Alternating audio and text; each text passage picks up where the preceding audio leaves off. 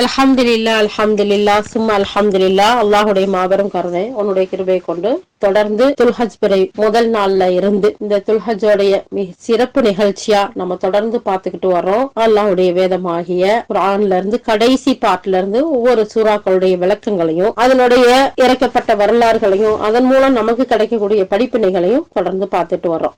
இப்ப அதுல சூரா நாசியாத் 1-26 வசனங்கள் நம்ம பார்த்தோமா. இப்ப அதை தொடர்ந்து 27வது வசனம் இன்னைக்கு நம்ம பார்க்க போறோம். சூரா நாசியாத் 79வது அத்தியாயம் 27வது வசனம். இதுல அல்லாஹ் சுப்ஹானஹு வ தஆலா நம்ம சொல்லக்கூடிய செய்தி என்னன்னு சொன்னா, முதல்ல அல்லாஹ் தஆலா அவனுடைய படைப்புகளை பத்தி சொன்னா, அதுக்கு அடுத்து நரகத்தை பத்தி சொன்னா, அதுக்கு அடுத்து சொர்க்கத்தை பத்தி சொன்னா. சூரா நபால நம்ம பார்த்தோம். இந்த சூரா எடுத்ததோடயே சுப்ஹானல்லாஹ் இந்த உயிர் வாங்கக்கூடிய நிலைமை எப்படி இருக்கும், அந்த நேரத்துல மலக்குகள் நல்லவர்களிடம் எப்படி இருப்பாங்க, தீய மக்களிடம் எப்படி நடந்துக்குவாங்க அப்படிங்கிற ஒரு நிகழ்வுகளை பார்த்தோம்.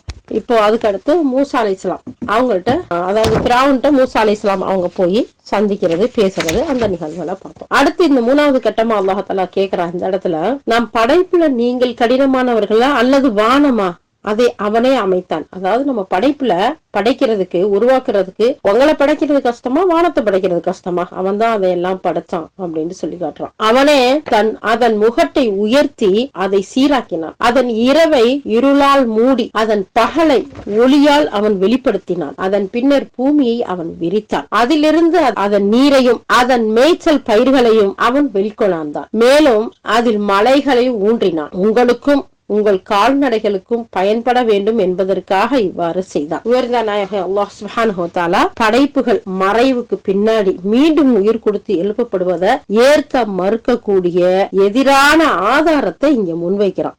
தொடக்கத்தில் படைத்தவன் அதை பின்னர் திரும்ப படைப்பதை இவங்க மறுக்கிறார்களே, அப்படி மறுக்கக்கூடியவர்களுக்கு உங்களை படைக்கிறது பெருசா இல்ல இந்த வானத்தை படைக்கிறது பெருசா, உங்களை படைக்கிறது கஷ்டமா இல்ல வானத்தை படைக்கிறது கஷ்டமா அப்படின்னு சொல்லிட்டு அல்லாஹ் கேள்வி எழுப்புறான். முதல்ல கேள்வியை நம்ம கேட்டு அடுத்து அல்லாஹ் தஆலா பதிலையும் நமக்கு சொல்லி கொடுக்கறான். மனிதர்களே, வானமே உங்களை விட படைப்புல மிகவும் கடினமானது. இன்னொரு வசனத்துல அல்லாஹ் சுப்ஹானஹு வ தஆலா சொல்லும் போது 40வது அத்தியாயம் 57வது வசனம், நிச்சயமாக வானங்களையும் பூமியையும் படைப்பதானது மனிதர்களை படைப்பதை விட மிகவும் பெரியதாகும்.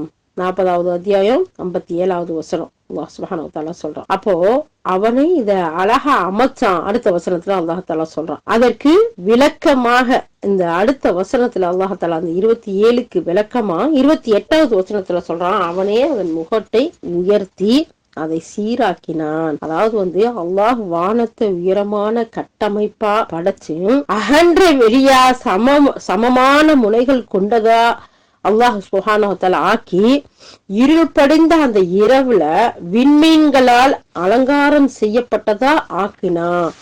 அந்த அளவுக்கு அல்லாஹ் தஆலா இந்த வானத்தை படைச்சு அதை உயர்த்தி அதை எல்லா பக்கங்கள்லயும் கோணல் இல்லாம ஆக்கி அதுக்கு அலங்காரமா அல்லாஹ் சுப்ஹானஹு வ தஆலா இந்த விண்மீன்களை நட்சத்திரங்களை அல்லாஹ் ஆக்கியிருக்கான்.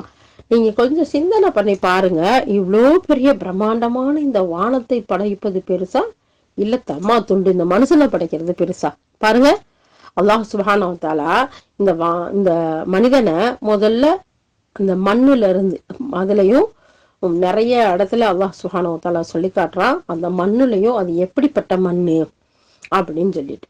அப்போ அதுக்கு அடுத்து அல்லாஹ் சுப்ஹானஹு வ தஆலா இந்த மனிதனை எப்படி படைக்கிறான், அதோடைய சத்துல இருந்து சும்மா ஒரு துளி பார்த்தா கூட கண்ணுக்கு தெரியாது, ஸ்கோப் வச்சு பார்த்தா அதுல பல பிரிவுகளா பிரிஞ்சு போறது. ஆனா இந்த வானத்தை பாருங்க எவ்வளவு பிரம்மாண்டமா இருக்கு. சுப்ஹானல்லாஹ், அல்லாஹ் சுப்ஹானஹு வ தஆலா சொல்றான், நீங்க வானத்தை அண்ணாந்து பாருங்க, அதுல ஒரு கோணலை பார்க்க மாட்டீங்க, ஒரு கீறலை பார்க்க மாட்டீங்க, ஒரு வெடிப்பை பார்க்க மாட்டீங்க. அதுல குறை கண்டுபிடிக்கணும்னு நீங்க நினைச்சீங்கன்னா உங்களுடைய பார்வை இழிவடைந்ததா தாழ்ந்து கீழே பணியுமே தவிர அதுல ஒரு குறையும் நீங்க பார்க்க மாட்டீங்க அப்படின்னு அல்லாஹ் தஆலா சொல்றான். அதை எவ்வளவு அழகா படைச்சிருக்கான். இப்ப இவ்வளவு பிரம்மாண்டமான வானத்தை படைச்சு அதுல எத்தனை கோள்களை படைச்சிருக்கான். அந்த வானத்தை அலங்கரிக்கிறதுக்கு அல்லாஹு அக்பர் அல்லாஹு அக்பர் எவ்வளவு அழகான நட்சத்திரங்களை, பெரிய நட்சத்திரம், சின்ன நட்சத்திரம், ஓடக்கூடிய நட்சத்திரம், எரிகொல்லியா அந்த நட்சத்திரத்தை வச்சிருக்கோம். ஷைத்தான்களை ஒட்டு கேட்கக்கூடிய ஷைத்தான்களை விரட்டுறதுக்கும் அந்த நட்சத்திரம். சுப்ஹானல்லாஹ். அப்ப இதையெல்லாம் அல்லாஹ் சுப்ஹானஹு வ தஆலா சொல்லி காட்டி, இதுகளை படைக்கிறது பெருசா உங்களை படைக்கிறது பெருசா? இவ்வளவு படைச்ச ரப்புல் இஸ்ஸத்துக்கு ரப்புல் ஹாலிக்கு உங்களை படிக்கிறது பெரிய கஷ்டமே இல்லை அப்படிங்கிறத சொல்லி காட்டுறான். அல்லாஹ் அக்பர். இப்ப அலங்காரம் பண்றது, வீடுகள் கட்டினால் நம்ம டெக்கரேஷன் பண்றது அல்லாஹுடைய ஒரு அழகிய சுண்ணாவா இருக்கு. அல்லாஹால வானத்தை படைச்சு நம்ம கண் குளிர்ச்சியா, கண்ணுக்கு வெளிச்சமா, அதுலயும் இரவு நேரத்துல பயணம் செய்யக்கூடியவர்களுக்கு வழிகாட்டியா அல்லாஹ் இந்த வானத்தை இவ்வளவு அழகா டெக்கரேஷன் பண்ணியிருக்கான். அதுல நாமளும் என்ன செய்யக்கூடாது, வீண் விரயம் இல்லாம அழகான முறையில நம்மளுடைய வீடுகள் கட்டினாலோ மற்ற இதை செஞ்சாலோ அழகான முறையில் டெக்கரேஷன் பண்ணலாம் அப்படிங்கிறதுக்கு ஒரு அழகிய ஒரு வழிகாட்டுதலையும் இதுல இருந்து நம்ம எடுக்கலாம். அதுக்கு அடுத்து அல்லாஹ் சுப்ஹானஹு வ தஆலா 29வது வசனத்துல சொல்றான், அதன் இரவை இருளால் மூடி அதன் பகலை ஒளியால் அவன் வெளிப்படுத்தினான் என்று தெரிகிறது. அதாவது அந்த இரவை இருளாகவும், அதாவது இருண்டதாகவும், அதன் பகலை வெளிச்சமானதாகவும் ஒளி தரக்கூடியதாகவும் ஆக்கினாவா.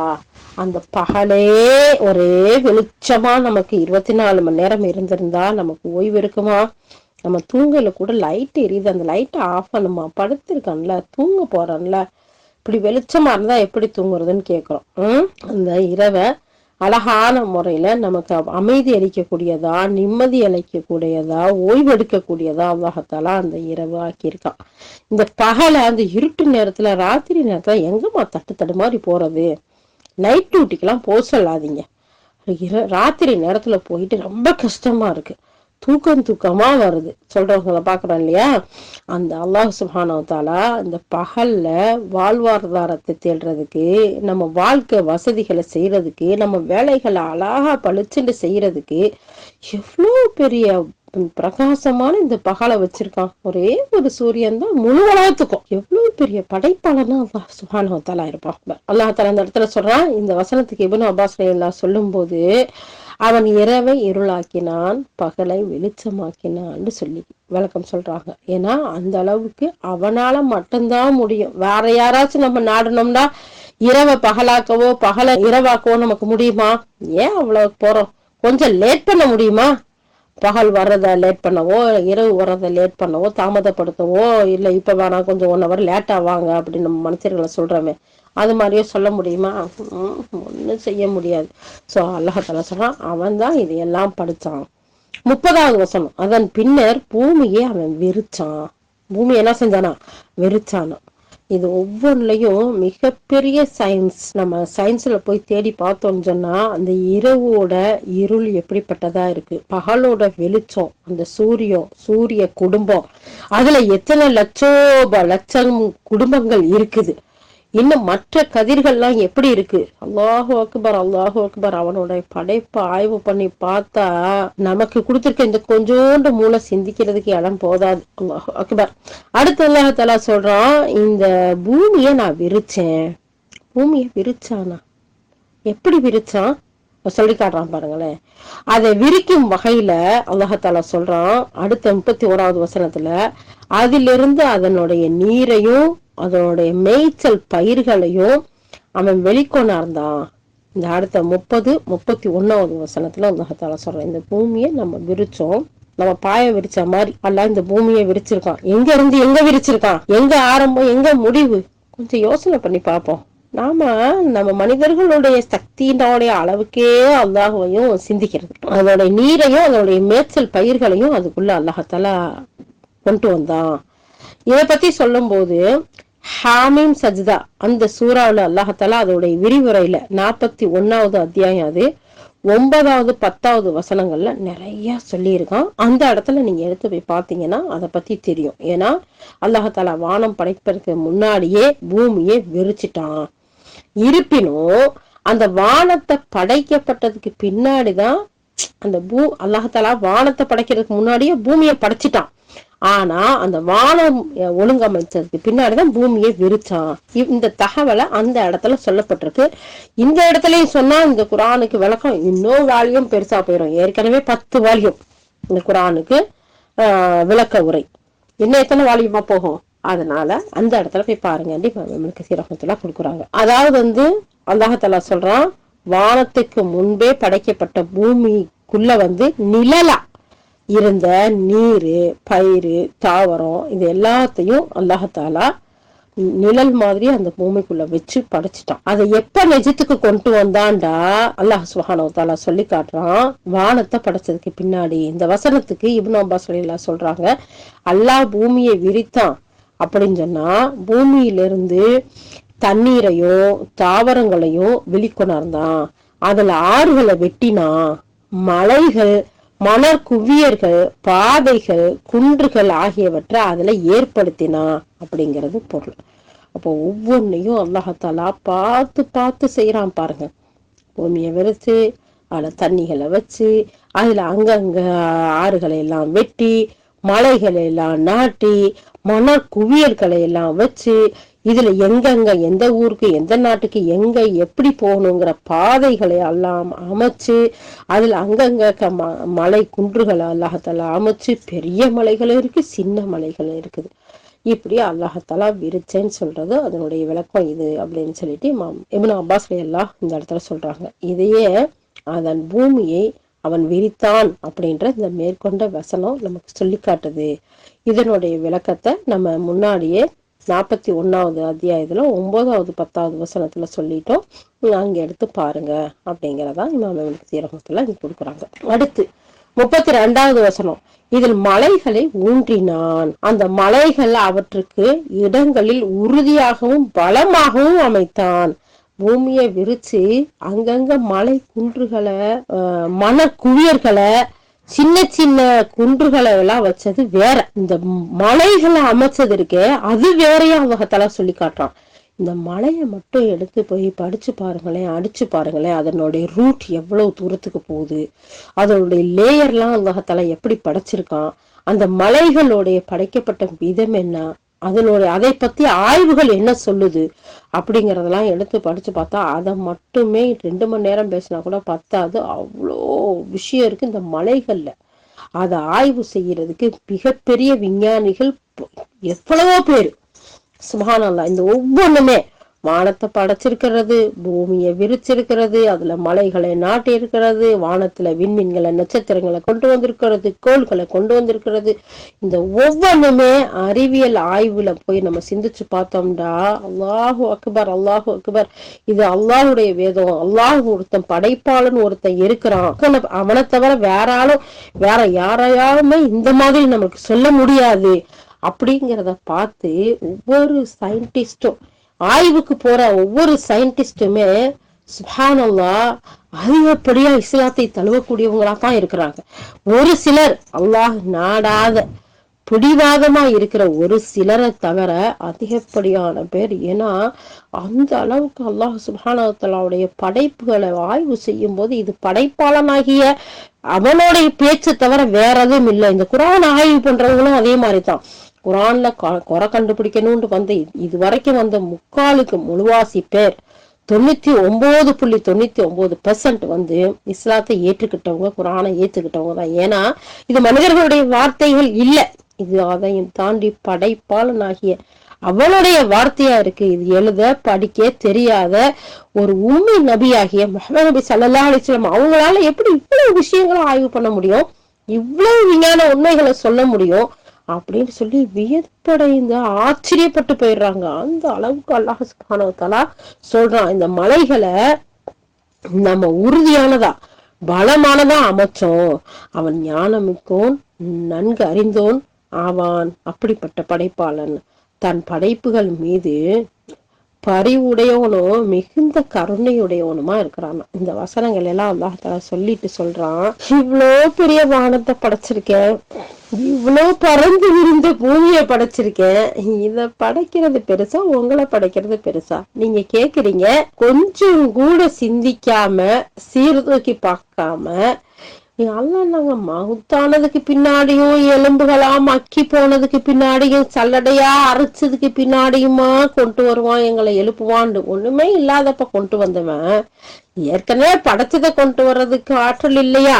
பாருங்க வானத்தை, மேல அண்ணாந்து பாருங்க, வானத்தை பாருங்க, நட்சத்திரங்களை பாருங்க, பூமி உங்க காலுக்கு கீழே இருக்க பூமியை பாருங்க, அதுல நான் நீர் ஊற்றுகளையும் மலை குன்றுகளையும் மணற்குவிகளையும் ஆறுகளையும் இன்னும் புற்பூண்டுகளையும் உங்களுக்கும் உங்களுடைய கால்நடைகளுக்கும் தேவையான எல்லாத்தையும் பிளான் பண்ணி வச்சிருக்கேன். எந்த ஊர்ல எந்த பகுதியில எது வரணும், எது அவங்களுக்கு உடல் வாழ்றதுக்கு போதும் தகுதியானது தேவையானது அப்படிங்கறது திட்டமிட்டு அல்லாஹாலா மலையில விளையக்கூடியது வேற, ஊர்கள்ல நாட்டுல விளையக்கூடியது விவசாயம் பண்ணக்கூடியது வேற.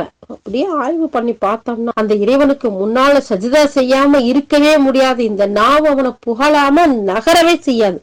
அந்த அளவுக்கு அல்லாஹாலா அவனுடைய படைப்பாற்றல்களை இங்க சொல்லிட்டு எப்படி எல்லாம் பேசுறீங்களேம்மா, நீங்க இதெல்லாம் படிச்சு பாருங்க, சீர்தூக்கி பாருங்க, விளங்குங்க, சிந்திங்க. உங்கள் மீது அல்லாஹ் பரிவுடையவனா இருக்கான், கருணை உடையவனா இருக்கான். அதனாலதான் நீங்க பேசுற பேச்சுக்கெல்லாம் இன்னும் விட்டு வச்சுக்கிட்டு இருக்கான், அவகாசம் கொடுத்திருக்கான். இந்த வசனத்தை கேட்டு திருந்திட மாட்டீங்களா? இந்த நிகழ்வுகள் உங்களை மாற்றிடாதா? பல சோதனைகளை உங்களுக்கு ஏன் கொடுக்குறான்? அந்த சோதனைகள் மூலம் அல்லாஹ்வை சிந்திக்க மாட்டீர்களா? அல்லாஹ்வின் பக்கம் திரும்ப மாட்டீர்களா? அவனுடைய படைப்பாற்றலை புரிந்து கொள்ள மாட்டீர்களா? படைப்பாளன் ஒருத்தன் இருக்குனாங்கிற ஒரு நம்பிக்கை உங்களுக்கு வந்துடாதா? அப்படிங்கிறதுனாலதான் உங்களோட பரிவோட கருணையோட இருக்கான். நம்மளே என்ன செய்யறோம்? ஒருத்தர் ஒண்ணு சொல்லி கேட்காட்டி நம்ம கீழே வேலை பாக்குறவங்களோ இல்ல வீட்டுல நம்ம பிள்ளைங்களோ யாரோ நம்ம ஒண்ணு சொல்றோம், கேட்கலன்னா ஒரு தடவை சொல்றோம், 2 தடவை சொல்றோம், 3 தடவை சொல்றோம், அதுக்கடுத்து கோவம் வருதா இல்லையா? வேலைக்கு யாராச்சும் சொன்னது கேட்கல சீட்டை கிழிச்சு அனுப்புறமா இல்லையா? நீ தானா எனக்கு ஆளு அப்படின்னு சொல்லிட்டு. ஆனா எத்தனை தடவை இறை மறுப்பு, இவ்வளவு வசனங்களையும் கேட்டுட்டு லட்சக்கணக்கான தூதர்கள் வந்ததுக்கு பின்னாடியும் மறுப்பு, அவனை நிராகரிப்பு. ஆனாலும் அல்லாஹ்தாலா விட்டு வச்சிருக்கானே, ஏதோ சின்ன சின்ன சோதனையை கொடுத்து திருந்துட்டோங்கிறதுக்காகத்தான் அந்த சோதனையும் கொடுக்குறான். இந்த சோதனையை கொடுத்துட்டு அல்லாஹ்தாலா சொல்லி காட்டுறானே, இங்க வாங்க, நீங்க இதுலயும் திருந்தலன்னா உங்களுக்கு நரகம் இருக்குது, வேதனை இருக்குது, தண்டனை இருக்குது, அது நிரந்தரமானது அப்படிங்கறது அல்லாஹ்தாலா சொல்லி காட்டுறானே. உண்மையிலே நீங்க அடிபணிந்து வாழ்ந்தீங்கன்னா இந்த உலகத்திலே உங்களுக்கு நிம்மதி இருக்கு, மறுமையில நிரந்தர சொர்க்கம் இருக்குது. அவ்வளவு அழகா சொல்லி காட்டி எவ்வளவு பெரிய அவகாசத்தை கொடுத்திருக்கிறான். அதனால அவன் படைப்புகள் மீது பரிவுடையோன் கருணையுடையோன்னு சொல்றதுல 100% அல்ஹம்துலில்லாஹ், அவனுக்கே உரியது இந்த கருணை. மனிதர்களை எல்லாம் மிஞ்சின கருணை. சுப்ஹானல்லாஹ் சுப்ஹானல்லாஹு அக்பர். அவனோட நம்ம ஒப்பிட்டு பார்க்க எந்த ஒண்ணுமே இல்லை. ஏன்னா நமக்கு 10 விஷயத்துக்கு நான் எவ்வளவுதான் பொறுப்பேன், பொறுமைக்கு ஒரு அளவு இருக்கு, எல்லை இருக்குது. பொறுத்தது போதும், பொங்கி எழு அப்படின்னு பக்கத்துல இருக்கு சொல்றது கூட. ஆனா நம்ம செய்யற அத்தனை செயல்களையும் இறை மறுப்பையும் நிராகரிப்பையும் பொறுத்துக்கிட்டு அல்லாஹ்தாலா சொல்றான், நீங்க சிந்திச்சு பாருங்க, சீர்தூக்கி பாருங்க, விளங்குங்க. அப்பயாச்சும் நீங்க உணர்ந்து திருந்தி வாங்க, உங்களை நான் மன்னிக்கிறேன். பாவம் செய்த எனது அடியார்களே, அல்லாஹ் மற்றொரு வசனத்துல நம்மள அழைத்து கூப்பிட்டு சொல்றான், பாவம் செய்த என்னுடைய அடியார்களே, என் மீது நீங்க நம்பிக்கை இழந்துடாதீங்க, நான் ஒருத்தன் இருக்கேன் நீங்க செய்யக்கூடிய பாவங்களை மன்னிக்கிறதுக்கு. அப்படிங்கிற ஒரு சிந்தனையோட நம்பிக்கையோட நீங்க வந்தீங்கன்னா வானம் முட்டும் அளவுக்கு நீங்க பாவம் செஞ்சிருந்தாலும் நான் அதை மன்னிக்க கூடியவனா இருக்கேன். ஆனா திருப்பி போயிடக்கூடாது அந்த பக்கம் அப்படிங்கிற நிபந்தனையோட அல்லாஹ்தாலா சொல்றான். திருப்பி போனவனையும் திரும்பவும் மன்னிப்பு கேட்டா மன்னிக்கிறான். அப்ப அவன் பரிவுடையவனா இல்லையா? கருணை மிக்கவனா இல்லையா? அல்லாஹு அக்பர். அவனுடைய கருணையும் அவனுடைய பரிவையும் இந்த வசனத்துல சொல்லி அல்லாஹ்தாலா முடிக்கிறான். அடுத்து 33வது வசனம், உங்களுக்கு உங்கள் கால்நடைகளுக்கும் பயன்பட வேண்டும்ங்கிறதுக்காக இவ்வாறு ஒரு செட்டிங்கா அழகா அந்த பூமி கீழே ஊற்றுக்களையும் ஆறுகளையும் அதனுடைய பயிர்களுக்கு தேவையான விதைகளையும் செட்டிங்கையும் நம்ம ஆக்கி வச்சிருக்கோம். அல்லாஹ் பூமியை விரிவாக்கினான், அதுல ஊற்று கண்களை பொங்க செய்தான், அதன் தனிமங்கள் இருக்குல்ல அதை வெளிக்கொணர்ந்தான், பூமியில் ஆறுகளை ஓடச் செய்தான், அதில் பயிர்களையும் மரங்களையும் முளைக்க செய்தான். பூமியில் வசிப்போருடன் பூமி குலுங்காமல் இருப்பதற்காக, அந்த தன்னுடைய இடத்துல அது அசையாமல் இருப்பதற்காகவும் அதுல மலைகளை நிறுவினான். இவை அனைத்தையும் அல்லாஹ் தன் படைப்புகளின் பயன்பாட்டுக்காக, அவர்கள் உண்பதற்கும் பயணிப்பதற்கும் தேவையான கால்நடைகளின் பயன்பாட்டுக்காகத்தான் அல்லாஹாலா இது எல்லாம் அமைச்சான். அல்லாஹ் சுப்ஹானஹு வ தஆலா இந்த மொத்த வசனத்தையும் ஏன் நான் படைச்சேன், எதுக்காக படைச்சேன், அதுல ஏன் நான் இப்படி செட்டிங்ஸ் எல்லாம் வச்சிருக்கேன், எல்லாமே உங்களுக்கு தான், மனிதனாகிய உங்களுக்கு தான், உங்களுக்கு பயன்படக்கூடிய அந்த கால்நடைக்காகத்தான். நீங்க வாழ்றதுக்காக, நீங்க வாழும்போது இந்த பூமி குலுங்கிடக்கூடாதுங்கிறதுக்காக அதை அழகா அசையாம உங்களுக்கு தேவையான செட்டிங்ஸ், உங்களுக்கு தேவையான கண்குளிர்ச்சி, உங்களுக்கு தேவையான எல்லாத்தையும் வச்சு அழகா நான் படைச்சிருக்கேன். அவர்களுக்கு இவ்வுலகில் தேவைப்படும் போதெல்லாம் காலம் உள்ளளவும் தவணை இருக்கும் அளவும் இவ்வாறு வழங்குவான். அப்படிப்பட்டவன் தான் அர் ரஸாக். எல்லாருக்கும் அதோடைய தேவைக்கு தகுந்த மாதிரி எவ்வளவு காலம் உள்ள வரைக்கும், நம்மளுடைய மரணம் வரைக்கும், நம்மளுடைய பிள்ளைகளுடைய மரணம் வரைக்கும், நம்மளுடைய பேரம்பேத்திங்களுடைய மரணம் வரைக்கும், ஆதம் அலைஹிஸ்ஸலாம் தொட்டும் கடைசி காலம், கடைசி இறுதி காலம் வரைக்கும் வரக்கூடிய இந்த மனிதர்களுக்கு அவங்களுக்கு தேவையான ஒவ்வொன்னையும் கொடுத்துக்கிட்டே இருப்பேங்கிறான். சுப்ஹானல்லாஹ் சுப்ஹானல்லாஹ். அல்லாஹ் தஆலா இந்த இடத்துல சொல்லிட்டு 34வது வசனத்துல அல்லாஹ் தஆலா சொல்றான், பின்னர் பேராபத்து வரும்போது நிலைமை பயங்கரமாக இருக்கும். உங்கள்கிட்ட இவ்வளவெல்லாம் சொல்லிட்டேன். உங்களை படைக்கிறது பெரிய கஷ்டம் இல்லைங்கிறதையும் சொல்லிட்டேன். உங்களை படைக்கிறத விட இந்த வானம் பூமியை படைக்கிறது தான் மிகப்பெரிய கஷ்டம், அதுவே எனக்கு கஷ்டம் இல்லைங்கிறதையும் உங்கள்கிட்ட எடுத்து காட்டிட்டேன். நீங்க ஆரம்பத்துல படைச்சதுல இருந்து இறுதி காலம் வரைக்கும் உங்களுக்கு தேவையானதெல்லாம் செட் பண்ணி வச்சிருக்கீங்கிற விஷயத்தையும் சொல்லிட்டேன். இதுக்கு பின்னாடி நீங்க திருந்தலண்டா பேராபத்து வரும்போது நிலைமை பயங்கரமா இருக்கும். மனிதன் தான் செய்ததை அன்றைய தினம் நினைச்சு பார்ப்பான். பார்ப்பவருக்காக நரகம் அந்த இடத்துல வெளிப்படுத்தப்படும். இப்ப மறைச்சு வச்சிருக்கான் இல்லையா, நரகம் எங்க இருக்குன்னு தெரியல. அங்கங்க எரிமலைகள் வெடிக்கும் போதெல்லாம் பயமா இருக்கு, இங்கதான் இருக்குமோ அங்கதான் இருக்குமோண்டு அந்த அளவுக்கு இருக்குது. அல்லாஹ் தஆலா சொல்றான், பார்ப்பவர்களுக்கு நரகம் வெளிப்படுத்தப்படும். எனவே யார் எல்லை மீறி இவ்வுலக வாழ்க்கையை முதன்மைப்படுத்தினாரோ நிச்சயமா அந்த நரகம்தான் அவரோட புகலிடமா, தங்குமிடமா, இருப்பிடமா இருக்கும். இவ்வளவு அழகா சொல்லிட்டு அல்லாஹ் இத சொல்றான் பாருங்க.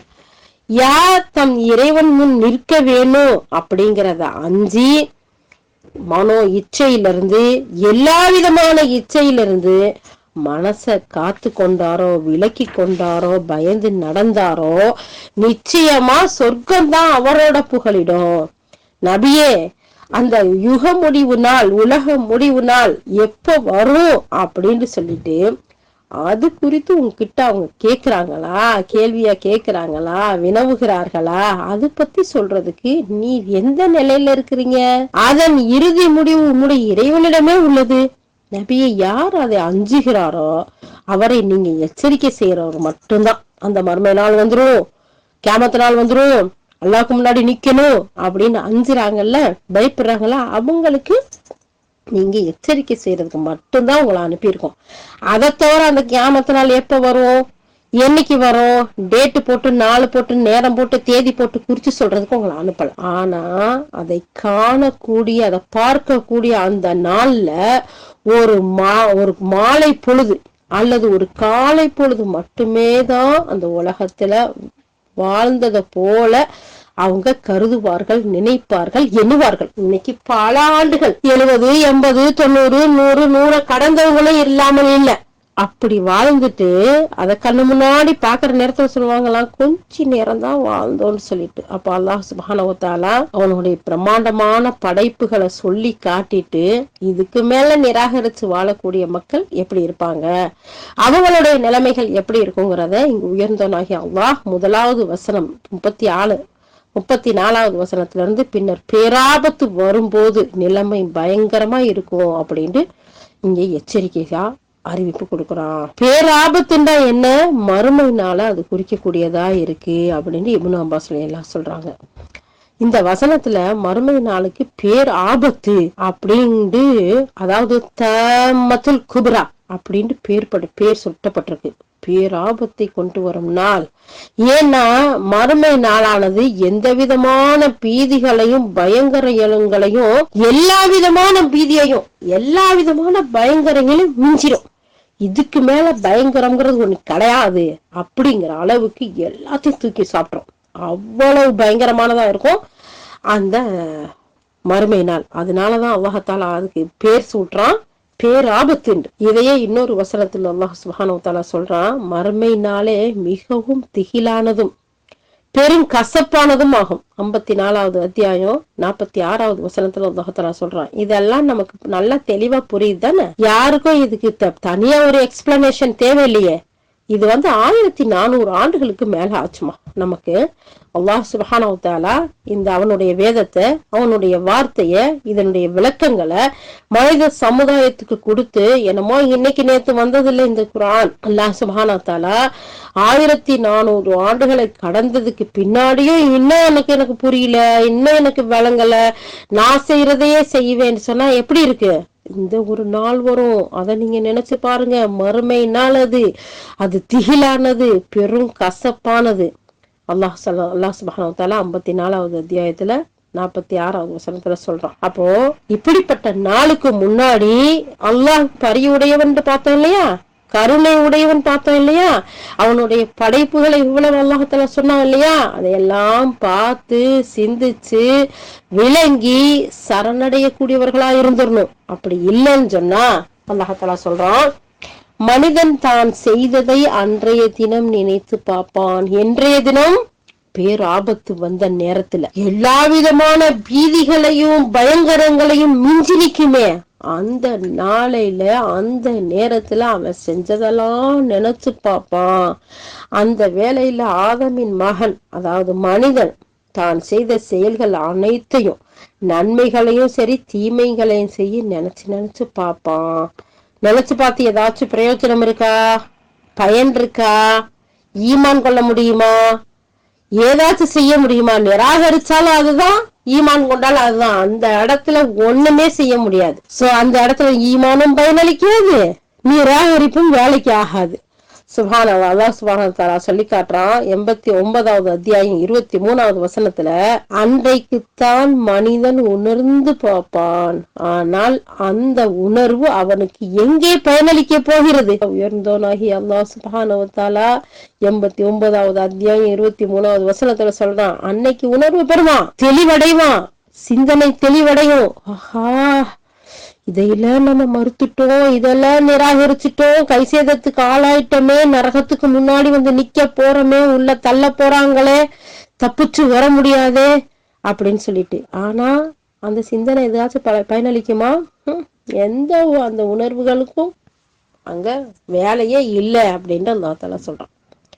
அடுத்து அல்லாஹாலா 35வது வசனத்துக்கு அடுத்து, மனிதன் சிந்தித்து பார்ப்பான், நினைச்சு பார்ப்பான், பயனளிக்காதுன்னு சொல்லிட்டு பார்ப்பவர்களுக்காக நரகம் வெளிப்படுத்தப்படும். 36வது வசனம், இந்த 76வது சூரா நாசியாத்துல நரகத்தை கொண்டு வைக்கப்படும். நம்ம இதுக்கு முன்னாடி ஒரு சூறால பார்த்தோமா, நரகவாசிகளுக்கு முதல் கவலை என்னன்னா பார்த்து பார்த்து கவலைப்படுறது. ஐயோ, இதுக்குள்ளேயா போறோம், இதுதானே அந்த நரகம், இதுக்குள்ளேயா நம்ம நிக்க போறோம், இதுல இருந்து மீண்டு வர முடியாதா, அடடா எங்களுக்கு இன்னொரு வாய்ப்பு கிடைக்காதா நாங்க போறதுக்கு, அமல் செய்யறதுக்கு என்று சொல்லிட்டு. ஆனா முடியாது. அப்ப அவங்களுக்கு முன்னாடி கொண்டு நரகத்தை கண்ணுக்கு முன்னாடி வைக்கப்படும். அடுத்து அல்லாஹ் தஆலா சொல்றான் 77, 78, 79 இந்த வசனங்கள்ல, எனவே யார் எல்லை மீறி பிடிவாதம் பிடித்து வரம்பு மீறி இந்த உலக வாழ்க்கையை முதன்மைப்படுத்தினாரோ, வரம்பு மீறினாரு, எல்லை மீறினாரு, இந்த உலக வாழ்க்கை தான் முக்கியம், இங்க இருக்க படிப்பு, இங்க இருக்கக்கூடிய பதவி, இங்க இருக்கக்கூடிய பட்டம், இங்க இருக்க சொத்து, இங்க இருக்க சுகம், இங்க இருக்க ஒவ்வொன்றும் தான் முக்கியம்னு முதன்மைப்படுத்தினாரோ, அவர் தனது மார்க்கத்தையும் மறுமையையும் விட இந்த இம்மை வாழ்க்கைக்கு முன்னுரிமை அளித்தாரோ, நிச்சயமாக நரகம்தான் அவர்களது புகலிடம். அல்லாஹால எவ்வளவு அழகா சொல்லிட்டான். மறுமைன்னு ஒண்ணு இருக்கு, அதுக்கு முன்னுரிமை கொடுக்கல. மார்க்கம்னு ஒண்ணு இருக்கு, அந்த மார்க்கத்தை முதுகுக்கு பின்னாடி வீசினவங்க ஏராளமான பேர். சோ இப்ப இன்னைக்கு அல்லாஹ் சுப்ஹானஹு வ தஆலா சொல்றான், உங்களுக்கு நரகம் தான் புகலிடம், வேற என்ன இருக்குது இந்த இடத்துல? நீ என்ன செஞ்சீங்க? உலக வாழ்க்கையை முதன்மைப்படுத்தினீங்க. இன்னைக்கு வாங்க நரகத்துக்கு. நீங்க தங்கக்கூடிய இடம், உங்களுக்கு தங்கக்கூடதுலயே தங்கி இருக்கக்கூடியதுலயே சிறந்த இடம், நிரந்தரமான இடம் எது? இந்த நரகம்தான் அல்லாஹ் தஆலா சொல்றான். அவர் திரும்பி செல்ல வேண்டிய இடம் நரகம்தான், அவர் தங்கக்கூடிய இடம் நரகம்தான். அவரது உணவு ஜக்கூம்ங்கிற கள்ளி மரமாகும், அவரது பானம் கொதி நீராகும். இதத்தான் அல்லாஹ் சுப்ஹானஹு வ தஆலா 40வது வசனத்துல, யார் இறைவன் முன்னாடி நிற்க வேண்டியதை அஞ்சி அந்த இச்சையிலிருந்து மனதை விலக்கி கொண்டாரோ அவருக்கு இந்த நிலைமை இல்லைங்கிறதையும் அல்லாஹ் தஆலா சுப்ஹானஹு வ தஆலா சொல்லி காட்டுறான். அப்போ இவ்வளவு அழகா இவ்வளவு தெளிவா அல்லாஹ் சுப்ஹானஹு வ தஆலா நமக்கு சொல்லி இருக்கும் போது, நமக்கு பேசி இருக்கும் போது, வீடியோ படம் இல்லாம படம் போட்டு காட்டுனதுக்கு பின்னாடியும் எனக்கு வழங்கல. எங்க ஊர் மக்கள் செய்யறத செய்வேன், என் குடும்ப மக்கள் செய்யறத செய்வேன், எங்க முன்னோர்கள் செய்யறத செய்வேன், எங்க ஜமாத்துல இதெல்லாம் ஏத்துக்க மாட்டாங்க, நாங்கெல்லாம் இப்படித்தான் இருந்தோம், இப்படித்தான் இருப்போம் அப்படின்னு சொன்னா நமக்கு என்ன நிலைமை? அல்லாஹ் உன்னுடைய வேதத்தை, உன்னுடைய வார்த்தையை விளங்கி அதன்படி அமல் செய்யக்கூடிய அழகான ஒரு தக்குவாதாரியலாக எங்கள் அனைவரையும் நீ ஆக்கி வை அல்லாஹ். ஒவ்வொரு நேரத்திலையும் நம்ம ஈமானுக்காகவும் அந்த ஈமானை இழந்துடாமல் இறுதி வரைக்கும் இருக்கக்கூடிய பாக்கியத்தை தந்தர்லியா அல்லாஹ். தவஃபனி முஸ்லிமீன் வல்ஹக்னி பிஸ்ஸாலிஹீன். யா அல்லாஹ் என்னை முஸ்லிமாக வாழ செய்து சாலிஹின்களோட சேர்த்துடுறியா அல்லாஹ்ங்கிற அந்த துவாவோடையே நம்ம எனி டைம் இருக்கணும். அல்லாஹ் தஆலா சொல்லி காட்டான். நீங்க உலகத்துக்கு முக்கியத்துவம் கொடுத்தீங்கல்ல, மார்க்கத்தை பின்பற்றல, இல்ல இந்த உலக வாழ்க்கை தான் பெருசுன்னு தானே எல்லாம் வாழ்ந்தீங்க, ஓடி ஓடி உழைச்சிங்க, ஒரு நேரம் தொழுவ கூட தொழுவல. தொழுவன்னு சொல்லி சொல்றீங்க, அதெல்லாம் அப்புறம் பாத்துக்கலாமா, வயசானவங்க தொழுவட்டும் அப்படின்னு ஒரு கேட்டகரி ஒண்ணு பிரிச்சு வச்சோம் இல்லையா? இன்னைக்கு அந்த நரகம் கொண்டு வந்து முன்னாடி வச்சதுக்கு பின்னாடி உணர்வுகள் வந்து கொஞ்ச நேரம் ரிட்டர்ன் அனுப்ப மாட்டானா, எல்லாமே சொன்ன மாதிரி செய்யறோம்னு கேட்டாலும் அவகாசம் கிடையாது அப்படிங்கறதான் அல்லாஹ் தஆலா 39 வசனத்துல சொல்லிட்டு 40வது வசனத்துல சொல்லி காட்டுறான். யார் இறைவனுக்கு முன்னாடி நிக்கணும் அந்த வசனத்தையே பாருங்களேன். சுப்ஹானல்லாஹ். அல்லாஹ் தஆலா சொல்றான், வ அம்மாமன் காஃப மகாம ரப்பிஹி வ நஹன் நஃப்ஸ அனில் ஹவா. அல்லாஹ் சுப்ஹானஹு வ தஆலா சொல்றான், யார் வந்து தன்னுடைய இறைவனுக்கு முன்னாடி நிக்கணும்னு அஞ்சி அந்த மனோ இச்சையிலிருந்து, உலக இச்சைகள் இருந்து தன்னை விலக்கி கொண்டாரோ, அவர் ஒதுங்கக்கூடிய இடம், தங்கக்கூடிய இடம், இளைப்பாறக்கூடிய இடம் எது தெரியுமா? சொர்க்கம்தான் அவருடைய புகலிடம். அப்போ யார் வந்து வல்லமையும் மாண்புமிக்க அல்லாஹ்வுக்கு முன்னால நிக்கணும்னு அஞ்சி தன்னுடைய விஷயத்துல அவன் அவன் நிர்ணயித்திருக்கக்கூடிய தீர்ப்புக்கு பயந்து கெட்ட விருப்பங்கள் இருக்குல்ல, தீய சிந்தனைகள், தீய விருப்பத்திலிருந்து தன்னுடைய மனதை தடுத்து அதனுடைய அதாவது வந்து இறைவனுக்கு கீழ்ப்படிவதால் அதன் பக்கம் திரும்பினாரோ, அந்த இறைவன் பக்கம் கீழ்ப்படிவதை திருப்தியோடு தேர்ந்தெடுத்து கொண்டாரோ, அவருக்கு அல்லாஹ் சுப்ஹானஹு வ தஆலா சொல்றான், நிச்சயமா சொர்க்கம்தான் அவரோட புகலிடம். அவர் அதிலே திரும்பும் இடத்திலேயே சேரும் இடமும் பறந்து விரிந்த சொர்க்கமா இருக்கும். அல்லாஹ் தஆலா சொல்றான், பூமியை விட விசாலமானது, அந்த சொர்க்கத்தின் பக்கம் விரைந்து வாருங்கள்னு அல்லாஹ் தஆலா அழைக்கிறான். அப்போ இந்த இடத்துல பாருங்க, யார் ஒருத்தர் தன்னுடைய மனோ இச்சையை தீமையிலிருந்து காத்துக்கிறாரோ, அல்லாஹுக்கு அஞ்சி வாழக்கூடிய வாழ்க்கையை தேர்ந்தெடுக்கிறாரோ, தன்னுடைய மனோ இச்சையை அடக்கி கொள்கிறாரோ, அவனுக்கு கீழ்ப்படிந்து வாழ்றத திருப்தியோட ஏற்றுக்கொள்றாரோ, அவருடைய ஒதுங்குமிடம், அவரோட புகலிடம் பறந்து விரிந்த சுவர்க்கமா இருக்குது. அல்லாஹு அக்பர். அந்த சொர்க்கத்துல இருக்கக்கூடிய ஒவ்வொரு இன்பங்களும் எவ்வளவு விசாலமானது, நினைச்சு பார்க்க முடியாதது. நம்ம சூரா நபால பார்த்தோம் இல்லையா? அல்லாஹு அக்பர். முத்தகீன்களுக்கு மேகம் வந்து பேசுதான், ஊர்லீன்களை மழையா பொழிதான். அதை விட்டுட்டு அல்லாஹு தஆலா மத்த இடத்துல சூரா வாக்கியால சொல்லுவான், அந்த ஊர்லீன்கள் இருக்காங்கல்ல, அந்த கண் அழகிகள், அப்படியே அவர்கள் வந்து மறைத்து வைத்து அந்த முட்டை ஓட்டுகள்ல இருக்கக்கூடிய அந்த உள்ளுக்குள்ள ஒரு ஜவ்வு இருக்கு பாருங்க, அந்த மாதிரியான ஒரு மறைத்து வைக்கப்பட்ட அந்த கூடாரங்கள்ல இருப்பாங்க. அல்லாஹு அக்பர். அவர்களை எந்த ஒரு கண்ணும் கூட தீண்டி இருக்காது. எந்த மனிதனோ ஜின்களோ யாருமே தொட்டு கூட பார்த்திருக்க மாட்டாங்க. அப்படிப்பட்டது இன்பங்களை நான் வச்சிருக்கேன். அது மட்டும் இல்ல, உங்களுக்கு வெல்கம் கிஃப்ட் இருக்காங்க. அதெல்லாம் இல்லாம ஒவ்வொரு தடவை விவசாயம் பண்ணணும்டா விவசாய பூமி இருக்குது, அறுவடை செய்யணும்டா அறுவடை இருக்கு, மார்க்கெட் இருக்கு, சந்தை இருக்குது. இதெல்லாம் போக அல்லாஹ் தஆலா சொல்றான், ஒரு முத்தால குடைஞ்சு வீட்டை கட்டியிருப்பானா, அதோடைய ஒவ்வொரு கார்னர்லயும் ஒவ்வொரு அலைகளை வச்சிருப்பானா. அல்லாஹு அக்பர், அல்லாஹு அக்பர். அந்த இன்பங்கள்லாம் விசாலமானது, எந்த கண்ணும் கண்டிராத, எந்த காதும் கேட்டிராத, எந்த கல்பும் சிந்தித்து பார்க்காத அந்த பறந்து விரிந்த சொர்க்கம் யாருக்கு? தன்னுடைய ரப்புக்கு முன்னால் நிக்கணும்னு யார் அஞ்சினாங்களோ, தீயவைகள்ல இருந்து தன்னுடைய மனோ இச்சையை தடுத்து கொண்டார்களோ, அவனுடைய கட்டளைக்கு கீழ்ப்படிந்து நடந்தார்களோ, அவர்களுக்கு இப்படிப்பட்ட சொர்க்கம் இருக்கு, அது பறந்து விரிஞ்சு இருக்கும் அப்படிங்கறத அல்லாஹ் தஆலா சொல்றான். சோ 40-41 வசனத்தை அல்லாஹ்வை அஞ்சக்கூடியவர்களுக்குரிய அழகிய ஒரு விஷயத்த சொல்லிட்டு அல்லாஹ் தஆலா சொல்றான். 42வது வசனத்துல, பின்னர் நபியே, யுக முடிவு நாள் எப்ப வரும் அது பத்தி உங்ககிட்ட அவங்க கேள்வி கேக்குறாங்களா? உங்களுக்கு எப்படி அது தெரியும்? நீங்க எப்படி அந்த பத்தி தெரிஞ்சுப்பீங்க? இறுதி முடிவு உங்களுடைய இறைவனிடமே இருக்குன்னு நீங்க சொல்லுங்க அப்படின்னு உயர்ந்தோனாகி அல்லாஹ் சுப்ஹானஹு வ தஆலா நபி ஸல்லல்லாஹு அலைஹி வஸல்லத்துக்கு இந்த இடத்துல சொல்லி கொடுக்கலாம். மறுமை நாளை பத்தி கேக்குறாங்களா? அது எப்ப வரும்? வேண்டா கொண்டு வாங்களே, சும்மா ஏதோ பயங்காட்டிக்கிட்டு இருக்காதீங்க, இப்படிலாம் சொல்றாங்களா, கேக்குறாங்களா? அத பத்தின அறிவு எனக்கு இல்லப்பா, அது என்ன படைச்ச ரப்பு கிட்டதான் இருக்குன்னு நீங்க சொல்லிடுங்க. அந்த யுக முடிவு நாள் பற்றிய அறிவு உம்மிடமில்லை, படைப்புகளில் வேறு யாரிடமும் இல்லை, மாறாக அதற்கான முடிவும் தீர்க்கமும் அல்லாஹ்வின் வசம்தான் இருக்கு. அவனே யுக முடிவின் நேரத்தை துல்லியமா அறியக்கூடியவனா இருக்கான். வேற யாருக்குமே அதை பத்தி தெரியாது.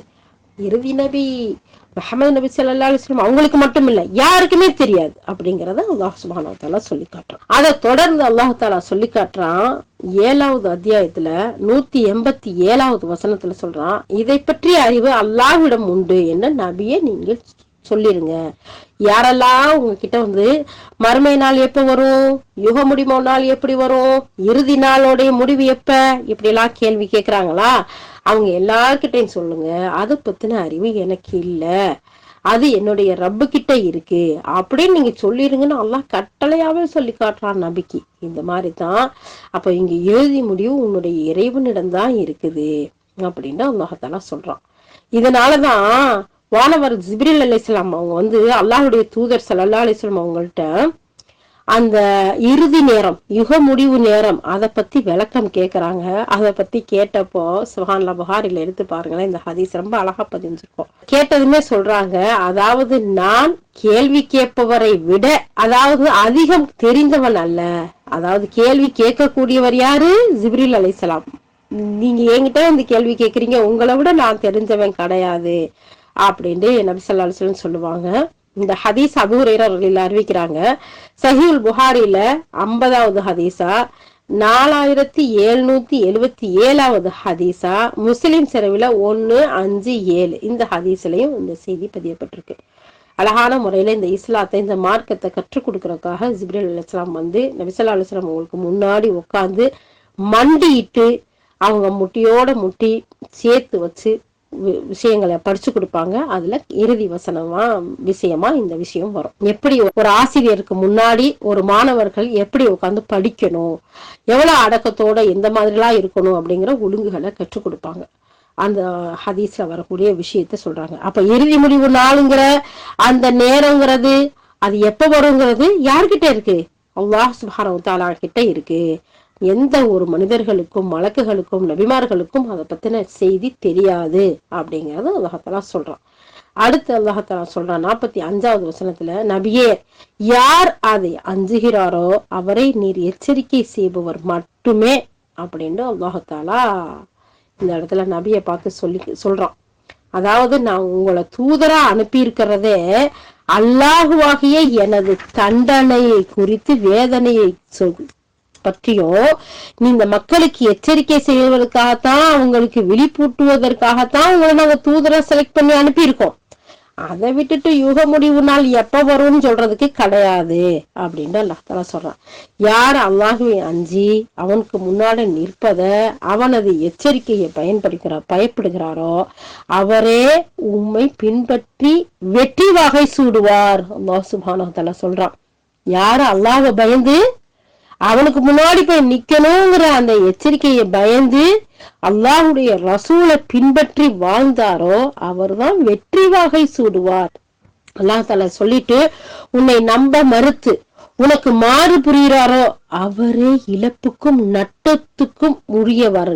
அவரைத்தான் இழப்பும் நட்டமும் வந்து சேரும். அப்ப அல்லாஹ்வை மறுத்து அல்லாஹ்வுடைய ரசூலை மறுத்து இந்த உலகம்தான் பெருசென்று வாழக்கூடியவர்களை நட்டமும் இழப்பும் தான் வந்து சேரும்னு அல்லாஹ் சுப்ஹானஹு வ தஆலா சொல்றான்டா. அது எப்பேற்பட்ட நஷ்டமா இருக்கும், அது எப்பேற்பட்ட இழப்பா இருக்கும் அப்படிங்கிறத நம்ம தெரிஞ்சுக்கலாம். சுப்ஹானல்லாஹ். இந்த வசனங்கள் மூலமா அல்லாஹ் தஆலா எவ்வளவு விஷயத்த சொல்லி காட்டுறான் பாருங்க. அடுத்து 46வது வசனம். அதை காணும் நாளில், எதை? அந்த மறுமை நாளை. அந்த சொல்லி கேட்டாங்களே இறுதி நாள் எப்ப வரும், சூர் ஊதுறது எப்ப நடக்கும், இறுதி முடிவு பத்தி நீங்க எங்களுக்கு சொல்லுங்கன்னு கேட்டாங்களே, அந்த நாளை காணும் பொழுது இந்த மக்கள், கணக்கெடுக்கக்கூடிய மக்கள், கணக்கில் புலியா இருந்த இந்த மக்கள் சொல்லுவாங்க, நான் ஒரு காலை பொழுது அல்லது மாலை பொழுது மட்டுமே தான் உலகத்துல நான் தங்கி இருந்தேன், நான் அவ்வளவு நேரம் தான் இங்க வாழ்ந்தது மாதிரி இருக்குது அப்படின்ட்டு கருதுவார்கள் அப்படின்னு உயர்ந்தனாகி அல்லாஹ் சுப்ஹானஹு வ தஆலா எடுத்து சொல்றான். ஏன்னா நம்ம முதலே பார்த்தோம் இல்லையா, எதுல நம்ம சூரா நபாவை பார்க்கையில அங்க நரகத்துல எவ்வளவு நாள் தங்குவாங்க, ஒரு ஹுக்கூப்னா என்ன, ஒருத்தர் 30 ஆண்டுண்டா சொன்னாங்க, ஒருத்தர் 300 ஆண்டுண்டாங்க, ஒருத்தர் 700 ஆண்டுண்டாங்க, டிகின்றது. அப்போ அதுல ஒரு நாள் 1000, நம்ம கணக்கிடக்கூடிய 1000 ஆண்டுகளோட எண்ணிக்கை இருக்கும் ஒரு நாள்டா. அப்ப இங்க நம்ம உலகத்துல வாழ்ந்தது அவன் கால்வாசி தானே. உண்மையிலேயே அல்லாஹ் சுப்ஹானஹு வ தஆலா கணக்கு கரெக்டா துல்லியமா எடுக்கிறவங்க கூட இந்த உலகத்துல கொஞ்ச நேரம் இருந்த, ஒரு கால நேரத்துல இருந்திருப்போம், ஒரு மாலை நேரத்துல இருந்திருப்போம் அப்படின்னு. இந்த 50 வருஷம் 60 வருஷத்து வாழ்க்கையெல்லாம் 1000 ஆண்டுகளுக்கு முன்னாடி எங்க, நத்திங், ஒண்ணுமே இல்லை. அப்போ அந்த இடத்துல அவனுடைய ஆட்சி, அவனுடைய அதிகாரம், அவனுடைய அந்த மறுமை அவனுக்கு முன்னால் நிக்கிறது, அங்க நடக்கக்கூடிய அமளி துமளி, அந்த நாள் வந்து அந்த நீண்ட நாளை பார்க்கும்போது நம்ம உலகத்துல சும்மா கொஞ்ச நேரம் வாழ்ந்துட்டு வந்திருக்கோம் அப்படின்னு தான் கருதுவாங்க. மக்கள் எல்லாம் ஒன்று திரட்டப்படும் மஹ்ஷர் பெருவழியை நோக்கி செல்வதற்காக தம்முடைய அடக்கதலக்கத்திலிருந்து எழும்போது இந்த உலக வாழ்க்கையின் கால அளவை குறித்து மதிப்பிடுவாங்க. எந்த அளவுக்குன்னா அவர்களின் மதிப்பீடு ஒரு நாளோட அளவு கூட இருக்காது. அதுல ஒரு காலை நேரமோ அல்லது ஒரு மாலை நேரமோ ஒரு பகல் கொஞ்ச நேரமோ இருந்தது மாதிரிதான் இருக்கும். இந்த காலை பொழுதுக்கு இந்த வசனத்துல அல்லாஹ் தஆலா சொல்றான், மாலை பொழுது என்பதை குறிக்க அஷ்யாத் அப்படிங்கிற அந்த வார்த்தைகளை யூஸ் பண்ணியிருக்கான். அப்போ அந்த துஹாங்கிற அந்த சொல்லும் மூலத்துல ஆளப்பட்டிருக்கு. அதனால இப்னு அப்பாஸ் எல்லாம் சொல்லி காட்டுறாங்க, அதாவது வந்து அஷ்யாத்ங்கிறது வந்து துஹர் தொழுகை, சூரியன் மறைவுக்கு இடைப்பட்ட நேரமா இருக்கும் துஹா. இந்த இதை வச்சுதான் சூரிய உதயத்துக்கு நண்பகலுக்கு இடைப்பட்ட அந்த நேரமாகும்னு சொல்றாங்க. இந்த இடத்துல கத்தாதா ரஹ்மத்துல்லாஹ் சொல்றாங்க, அந்த மக்கள் வந்து மறுமையை கண்ணெதிர காணும் போது அவர்கள் பார்வையில இந்த உலகம் வந்து நேர அளவு எதுவோ அதையே மேற்கண்ட வசனம் சொல்றது. அதாவது இந்த உலகத்துல நம்ம அந்த அஷ்யாத்துங்கிற வார்த்தையை சொல்லி இது வந்து ஒரு லொஹர் நேரம், ஒரு லுஹா தொழுகிற நேரம், இல்ல ஒரு மாலை பொழுது கொஞ்ச நேரம் அப்படிங்கிறத சொல்லக்கூடியதா தான் அந்த உலகத்துல நம்ம பயன்படுத்தக்கூடியதையே அல்லாஹும் நமக்கு பயன்படுத்தி சொல்லி காட்டுறான். அந்த தான் மக்கள் வந்து தேர்ந்தெடுத்து சொல்லுவாங்க இந்த வசனத்துக்கு. நம்ம ஒரு காலை நேரம் இருந்திருப்போமா, ஒரு கொஞ்ச நேரம் சாயந்தரம், ஒரு ஈவினிங்ல நம்ம ஈவினிங் வெளியே போயிட்டு வரலாமா, வாக்கிங் போமா, இல்ல விசிட்டிங் போமா, இப்படி நம்ம பேசிக்கிறோம் இல்லையா. இந்த மாதிரி தான் உலகத்துல நம்ம தங்கி இருந்த நாட்களை மக்கள் பேசுவாங்களாம். அவ்வளவுதாங்கிற இந்த வாழ்க்கைக்கு அநியாயம், மோசடி, திருட்டு, பொய், புறம், அபகரிப்பு, நிராகரிப்பு எல்லாம். அல்லாஹு அக்பர், அல்லாஹு அக்பர். இதை நமக்கு செய்த எவ்வளவு அழகாக்கி காட்டிட்டான் பாத்தீங்களா. பொய் பேசுறத, புறம் பேசுறத, இறைவனை நிராகரிக்கிறத, மறுமையை மறுக்கிறத, அல்லாஹ்வுக்கு மாறு செய்யறத எவ்வளவு அழகாக்கி கட்டிட்டான் பாத்தீங்களா. இன்னைக்கு சூரா ஆறாவது படிச்சுட்டு வரோம். சுப்ஹானல்லாஹ். ஷைத்தானும் அல்லாஹும் உரையாடுற நிகழ்வுகளை நம்ம எல்லாம் படிக்கிறோம் இல்லையா, கேட்கிறோம் இல்லையா. எப்படி இருக்குது அது? ஷைத்தான் என்ன சொல்றான், யா அல்லாஹ், நீ இந்த மனுஷனுக்காக தானே என் மேல கோவப்பட்டுட்ட, ஆத்திரப்பட்டுட்ட, என்னை வெளியே போண்டு விரட்டுற, இந்த மனுஷனை சும்மா விடமாட்டேன் யா அல்லாஹ், எனக்கு நீ அவகாசம் கொடு, இவன் முன்னாடி இவன் பின்னாடி வெளியே மேல கீழே எல்லா பக்கமும் சுத்தி வளைச்சு இவனை நான் வழி கெடுக்காம விட மாட்டேன். இப்படி சபதம் பண்ணிட்டு வந்தவனுக்கு பின்னாடி ஓடக்கூடிய மக்கள் கோடிக்கணக்கா இருக்கிறாங்களே, யா அல்லாஹ் நீ காப்பாத்தியா அல்லாஹ், இந்த மக்கள் கூட்டத்தை காப்பாத்தியா அல்லாஹ்.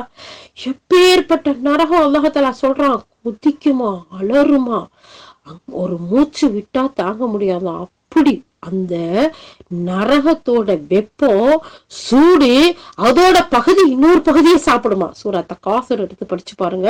அதுல அல்லாஹாலா சொல்லக்கூடிய அந்த நரகத்தோடைய உஷ்ணத்தை பத்தி சொல்லும் போது விரிவுரையாளர்கள் அந்த அளவுக்கு சொல்லுவாங்க. சுப்ஹானல்லாஹ்.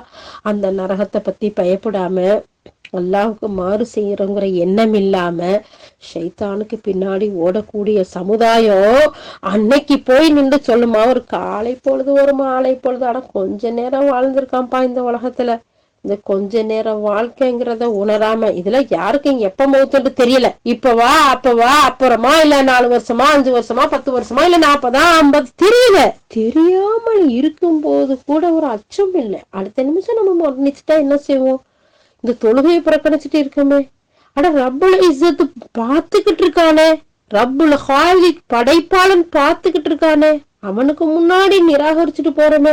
அல்லாஹு அக்பர்னு தொழுகைக்கு பாங்க சொல்றத அழைப்ப கேட்டும் பதில் சொல்லாம போறோமே. கொஞ்சம் கூட அளவு விடுமா, இதுல எல்லாம் ஹலால் ஹராம் பாத்துக்கிட்டேன், இதெல்லாம் ஒரு மேட்டர் இல்லை அப்படின்னு சொல்லிட்டு போறோமே. நாளைக்கு போய் நின்று இந்த கொஞ்ச நேரம் வாழ்க்கையில சுப்ஹானல்லாஹ் யா அல்லாஹ் இது ஒவ்வொன்றையும் நினைத்து அல்லாஹாலா இந்த வசனத்துல சொல்றான் பாத்தீங்களா, யார் தன்னுடைய ரப்புக்கு முன்னால் நிற்கணுங்கிற அந்த பயந்து தன்னுடைய மனோ இச்சையை கட்டுப்படுத்தி வாழ்றாரோ அவருடைய நிலையான தங்குமிடம் இருப்பிடம் சொர்க்கம், விசாலமானது, விரிவானது. யா அல்லாஹ் அதை அஞ்சி வாழக்கூடிய மக்களாக எங்கள் அனைவரையும் ஆக்கியார்கள். யா அல்லாஹ், யா அல்லாஹ் நீ எந்த ஒரு உணர்வுகளை நாங்கள் பெற வேண்டும், இதன் மூலம் என்னென்ன படிப்பினைகளை நாங்கள் எடுத்துக்கொள்ள வேண்டும் என்ற சிந்தனையோடு எங்கள் எதிர்பார்ப்போடு எங்களுக்கு இந்த சூறாவை, இந்த வசனங்களை நீ இறக்கினாயோ அவை ஒவ்வொன்றையும் படிப்பினை பெற்று அதன்படி வாழக்கூடிய நன்மக்களாக எங்கள் அனைவரையும் நீ ஆக்கி அருள்வாயாக. யா அல்லாஹ், ஷைத்தானுக்கு பின்னால் ஓடுவதிலிருந்தும், யா அல்லாஹ் மறுமையை நிராகரிப்பதிலிருந்தும், உனக்கு மாறு செய்வதிலிருந்தும் எங்களையும் எங்கள் சந்ததிகளையும் எங்கள் குடும்பத்தார்களையும் எங்கள் உற்றார் உறவினர்களையும் உடன்பிறப்புகளையும் எங்கள் நண்பர்களையும் எங்கள் ஊர் மக்களையும் உலகத்தில் உண்டான மொமினான முஸ்லிமான அனைத்து ஆண்பெண்களையும் பாதுகாத்து யா அல்லாஹ் உன் முன்னால் நிற்கக்கூடிய அந்த நாளை சிந்தித்து யோசித்து யா அல்லாஹ் அந்த அச்சத்தோடும் ஈமானிய உணர்வோடும் வாழ்ந்து உன் பக்கம் வந்து சேரக்கூடிய நல்லடியார்கள் கூட்டத்தில் எங்கள் அனைவரையும் சேர்த்து வைப்பாயாக. யா அல்லாஹ். ஆமீன் யா ரப்பல் ஆலமீன்.